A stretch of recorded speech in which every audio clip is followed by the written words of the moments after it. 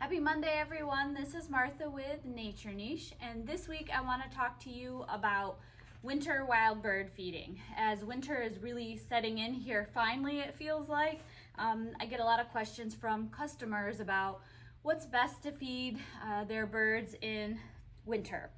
And you really want to be sure you're offering high energy foods to them. With snow and ice everywhere on the ground, on the vegetation, it can be a particularly challenging time for them to forage. And we can do a fair bit to help support them through those tough winter months and those chilly days and even chillier nights. So some of the foods to focus on. The first one I want to mention is black oil sunflower seed. And this has been studied by Cornell Lab of Ornithology, and through a preferred seed test, they found this was what the majority of the birds at your feeder prefer. So this is going to get you like the greatest number of wild birds fed at your feeder to offer that. It is a high fat seed with a high meat to shell ratio, and it's has a pretty thin shell, pretty easy for the smaller birds to crack open. You can expect to attract birds like northern cardinal, blue jays, chickadees, tufted titmice, goldfinches, grosbeaks, house finches, siskins, sparrows, and woodpeckers with premium black oil sunflower seed. Some tips on kind of how to use it, how to feed it. It's a very versatile seed. It's something you can just throw on the ground. You could place it in a ground feeder, hanging or mounted platform or tray feeder. Tube feeders work great for feeding black oil sunflower seed. And if you really want to attract the cardinals and the grosbeaks, you could choose a mix like this cardinal favorite that has both black oil and safflower mixed together. And the nice thing about that and feeding safflower as well, the European starlings and the house sparrows and usually squirrels tend to not prefer that particular food.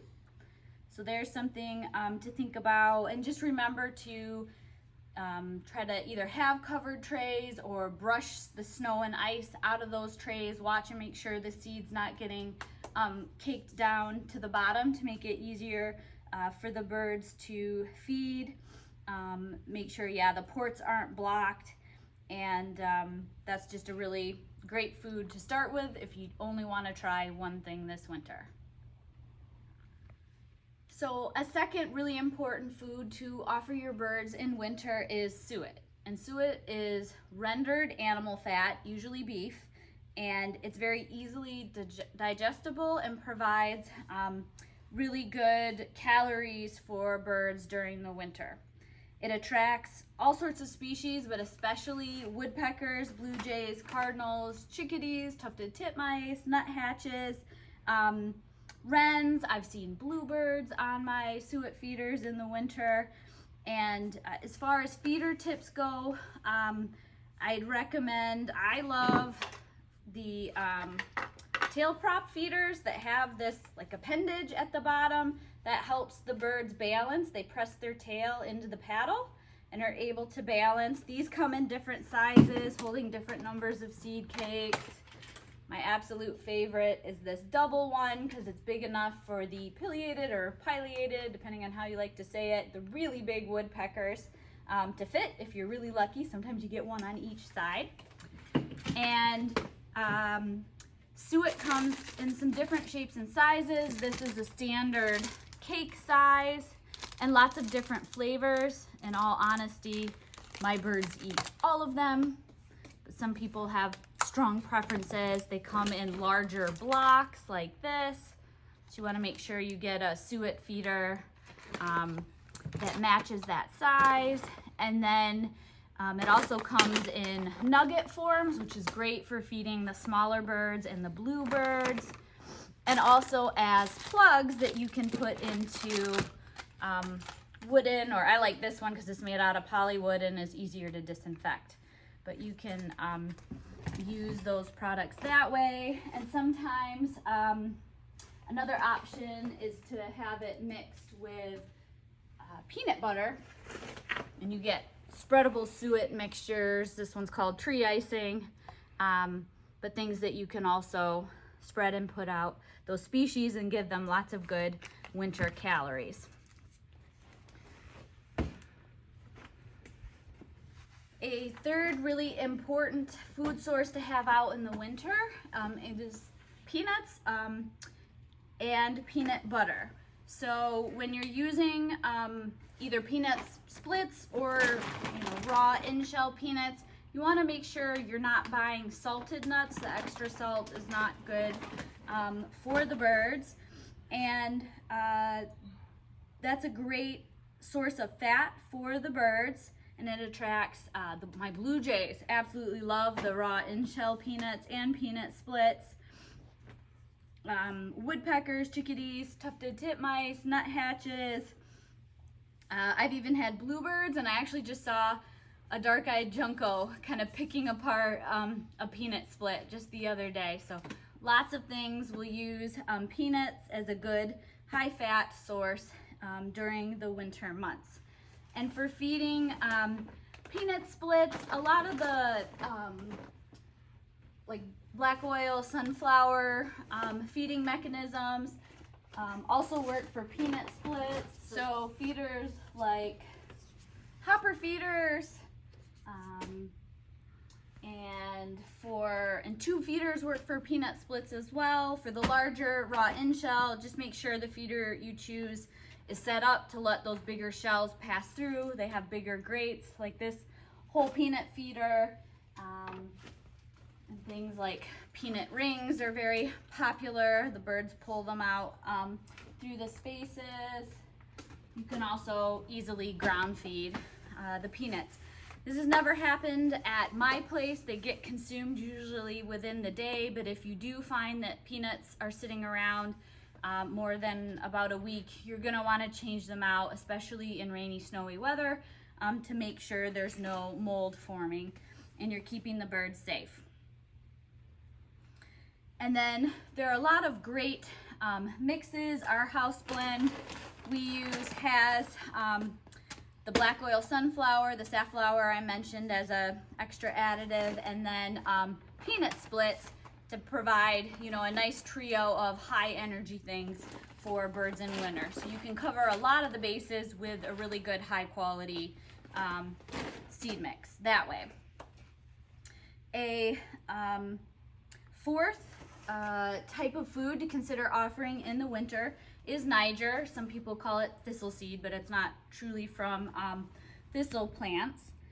And this is a great snack for smaller songbirds. So it's this very small seed, and because the seed is so small, you want to make sure you offer it with the correct feeders. So Niger feeders will have very small ports like this one. You can see, so the seed doesn't come gushing out. And then there are also mesh types, metal mesh, that let the small seeds feed out. So, and if you really want to give your birds a treat, we have found that having Niger mixed with very finely chopped sunflower hearts is just like bird candy. They absolutely love that mix. And because the smaller seed is more prone to clumping and mold, even in the winter, I think it's important to have a cover on your feeder if you can, to keep the extra rain and snow off. Weather guards often are plastic or made out of metal and sit over the feeder to help shelter it and keep the snow out.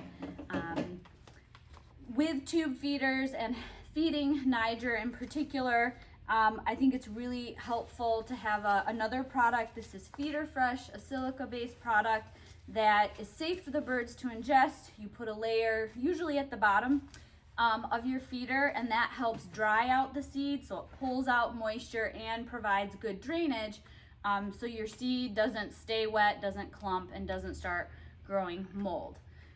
So those are important things to think about, and you can expect to attract goldfinches and pine siskins common red poles and dark-eyed juncos with those smaller seed option.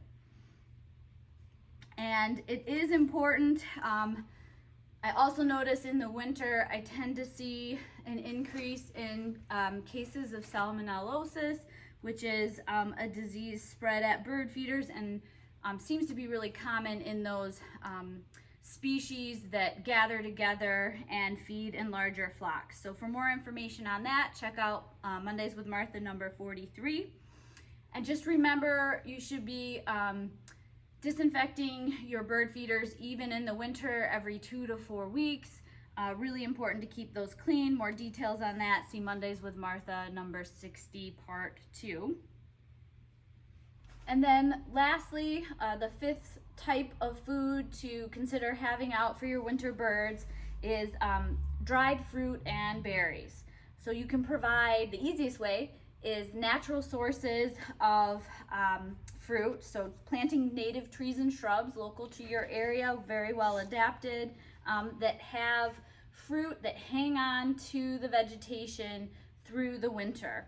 And those can be a really important emergency food source for the birds over the winter. They often have needed carbohydrates and antioxidants. So you can watch Monday with Martha, number 138, to find out more about half a dozen really great species that offer winter persistent fruit for our wildlife. Those include staghorn sumac, wild crabapple, American highbush cranberry, wild rose, maple leaf viburnum, Michigan holly, hawthorns or native hawthorn species are another good example. So you can plant native vegetation to support and offer fruit, in particular berries that persist. You can also offer dried fruit. You can soak them for a few hours if you want to soften them up, but offering cranberries, currants, and raisins are a great way to also provide fruit for your birds. You just want to make sure, however you're sourcing them, that there are no added preservatives or extra sweeteners, chemicals in there that the birds don't need or could be harmful. And you can expect to attract robins and cedar waxwings, bluebirds, thrushes, and mockingbirds offering fruit as well. So as far as feeder tips go, I find, especially if it rains or snows and they get wet, they kind of get sticky and often get stuck in tube and sometimes hopper feeders. So I think they're best fed in, shallow tray feeders or small dishes that you can place out.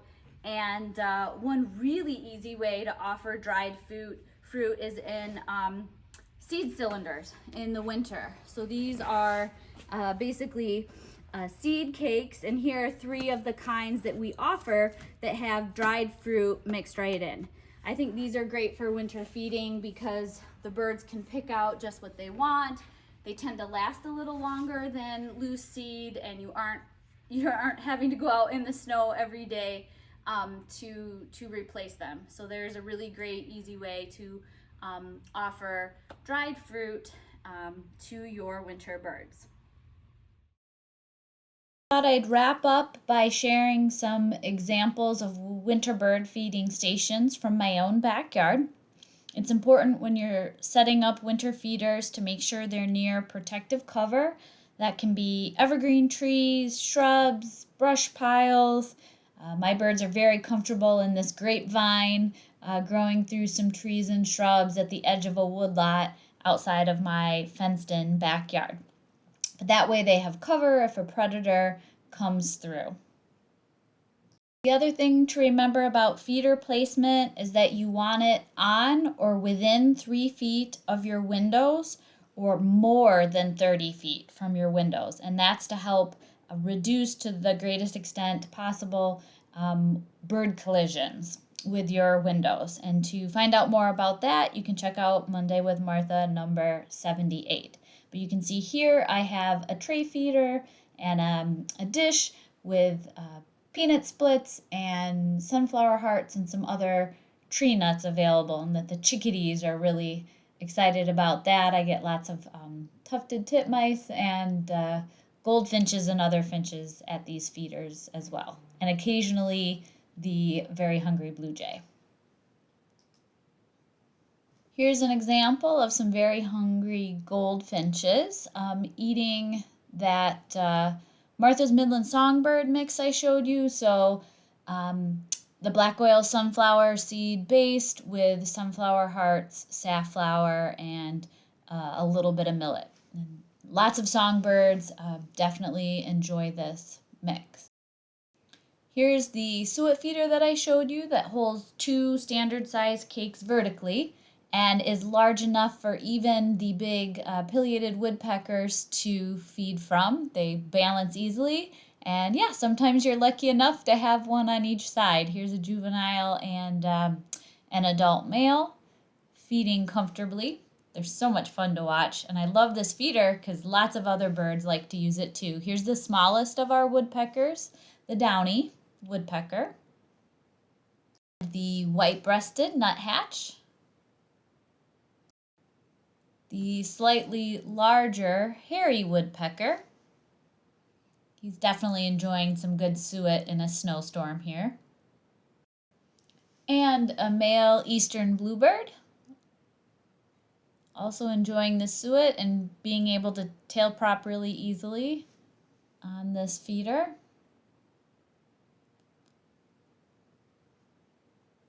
And then here's a female bluebird, also enjoying different kinds of suet. Here's some more eastern bluebirds in the winter. They're feeding on the suet nuggets that I showed you, as well as some dried mealworms in the barrier guard feeder shown on the left, and also working on the shell-free seed cylinder that has sunflower hearts and peanut splits, and beloved by bluebirds, woodpeckers, and lots of my other songbirds. Here's another example of one of those seed cylinders being eaten by both a red-bellied woodpecker and my eastern bluebirds.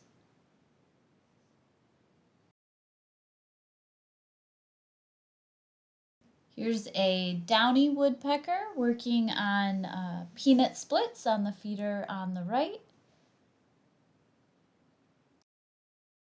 And blue jays and some squirrels working on the whole peanut feeder, eating raw and shell peanuts on the left there.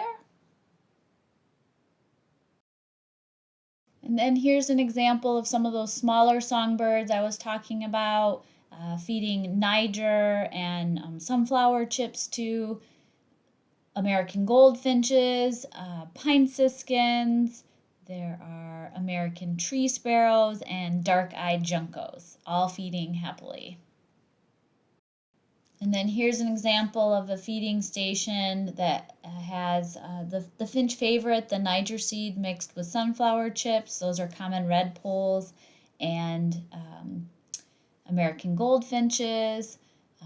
A house finch on the feeder in the front that has the black oil sunflower, safflower, seed mix in it, and then eastern bluebirds working on suet nuggets and dried mealworms.